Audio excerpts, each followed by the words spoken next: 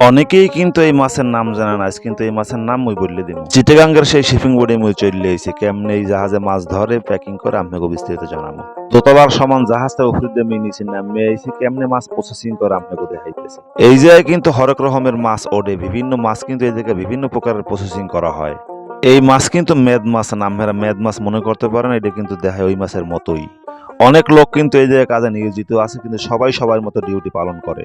এই হলে greater smart by grade করতে আছে মাছের। এই মাছটা কিন্তু অধিকাংশ মাছই কিন্তু বিদেশে চলে যায়। রিজেক্ট মাছগুলো কিন্তু এই দেশের প্রত্যন্ত বাজারে বিক্রি হয়, যেটা কিন্তু আমরা মোটামুটি কিনতে পাই, তাও কিন্তু বেশিরভাগ সময় পাওয়া যায় না।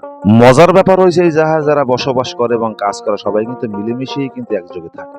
এই ভাই কিন্তু অসাধারণ একটা ভাই, ভিডিও করতে দেয় কিন্তু মোটামুটি হাসিয়ে দেয়। টুকরিতে বা হাজিতে যে মাছগুলো আমরা দেখতে পাইতেছেন, এই মাছগুলো কিন্তু গ্রেড করা হয়েছে কোনটা বিদেশে যাইবে আর কোনটা দেশে থাকবে। এখানে যারা কর্মরত আছে একেবারে কিন্তু সেনাবাহিনীর কমনের মতোই কিন্তু তারা কমন ফলো করে। ওয়াও, অসাধারণ! দেখলে কিন্তু আমার মোটামুটি ভাল লাগবে, কিন্তু সবচেয়ে বড় কথা হচ্ছে কিন্তু সবাই কিন্তু একজোড়ে কাজ করে। এই ভাইয়ের নাম কিন্তু ইলিয়াস ভাই। এ কিন্তু টোটাল জাহাজের যত মানুষ খাবার দাবার খায় এর কিন্তু নিয়ন্ত্রণ কিন্তু হের দ্বারে। এ টু জেড একবারে 15 থেকে 20 দিনের খাবার কিন্তু কিনে এই জাহাজে উঠতে পড়ে হেরা। খাবারের পানি হইতে যা যা লাগে সব কিন্তু মানাল থেকে কিনলে কিন্তু হেরা লইয়ে যায়। স্বাস্থ্য যদি সুস্থ না থাকে তাহলে কিন্তু কাজ করে মজা পাইবে না। এই দিয়ে কিন্তু বেশ কেয়ারফুললি তারা।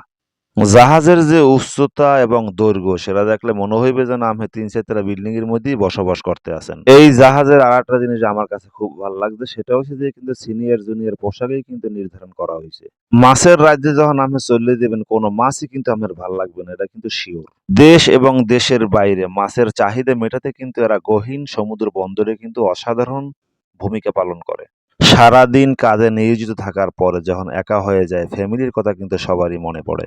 যখন তখন ইচ্ছা করলেই কিন্তু তারা ফ্যামিলির সাথে কথা বলতে পারে না এবং যোগাযোগ রাখতে পারে না। এই মাছটা ছিল ক্যাটফিশ। নামটা আপনাদেরকে বলে দিলাম। দেখেন, অসাধারণ মাছ, দেখতেও সুন্দর, খাইতেও খুব মজা।